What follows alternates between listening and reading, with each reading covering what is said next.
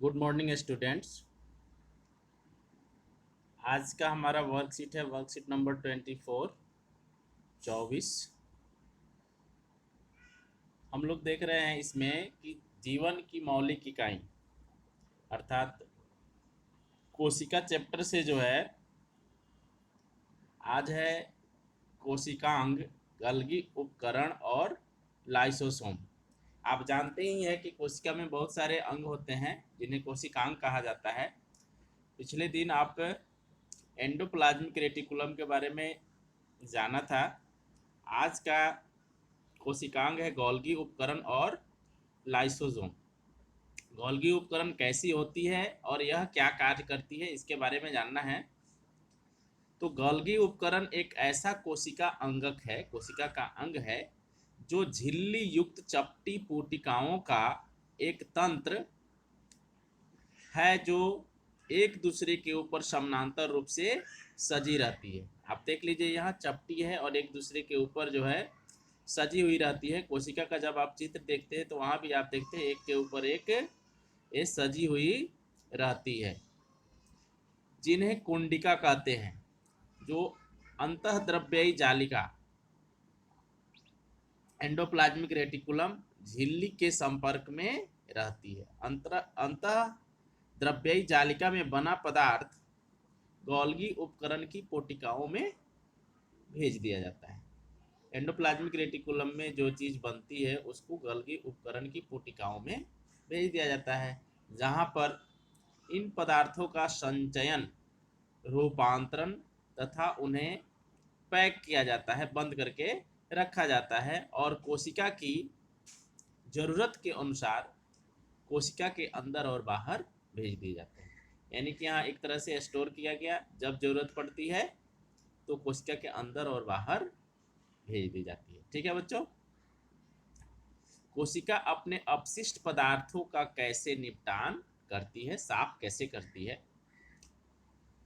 Golgi उपकरण बाकी कार्यों के साथ एक कोशिका अंगक का भी निर्माण करती है, जिसे क्या कहा जाता है, लाइसोसोम कहा जाता है। ठीक है, लाइसोसोम कहते हैं।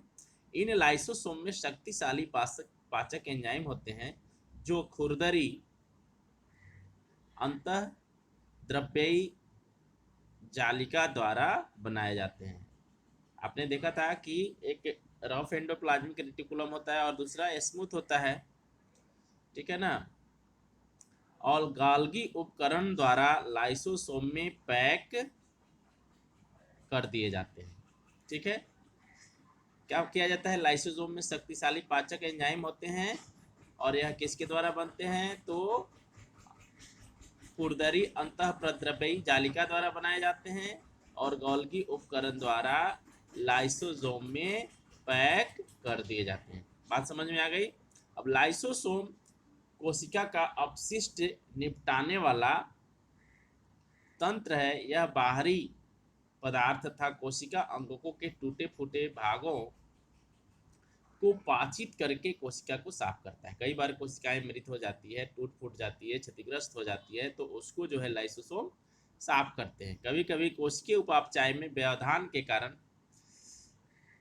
यदि कोशिका क्षतिग्रस्त हो जाती है या मृत हो जाती है तो लाइसोसोम फट जाते हैं और इसके पाचक एंजाइम अपनी ही कोशिका को पाचित कर देते हैं। इसलिए लाइसोसोम को कोशिका की आत्मघाती थैली भी कहते हैं। लाइसोसोम को क्या कहते हैं, कोशिका की आत्मघाती थैली कहते हैं। ठीक है, अब है गोल्गी उपकरण का क्या काम है, तो इसमें शॉर्ट में यहाँ दिया हुआ आप देख लीजिए।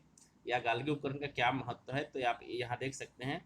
पदार्थों का संचयन करना, जो कोशिका के लिए जरूरी पदार्थ है उनका संचयन करना, रूपांतरण करना, उसको दूसरे रूप में भी परिवर्तित करता है, पैकिंग करना, सामान्य से जटिल शर्करा का निर्माण करना। ठीक है, लाइसोसोम का निर्माण करना, इतने सारे काम किसके हैं, गोल्गी उपकरण के हैं। फिर है लाइसोसोम। लाइसोसोम का क्या है, तो कोशिका को साफ रखना।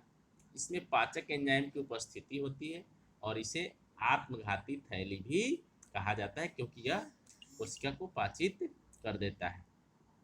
अब आज जो है कुछ प्रश्न हैं, जैसे गोल्गी उपकरण का कोशिका में क्या महत्व है। महत्व का मतलब यही कि यही सब चीज़ें, ये सब जैसे पदार्थ का संचयन करना, रूपांतरण और पैकिंग करना, सामान्य से जटिल शर्करा का निर्माण करना, लाइसोसोम का निर्माण करना, तो इन चीज़ों को आप लिखेंगे। गोल्गी उपकरण की संरचना कैसी होती है, तो आप संरचना को यहाँ देख सकते हैं किस तरह की संरचना है।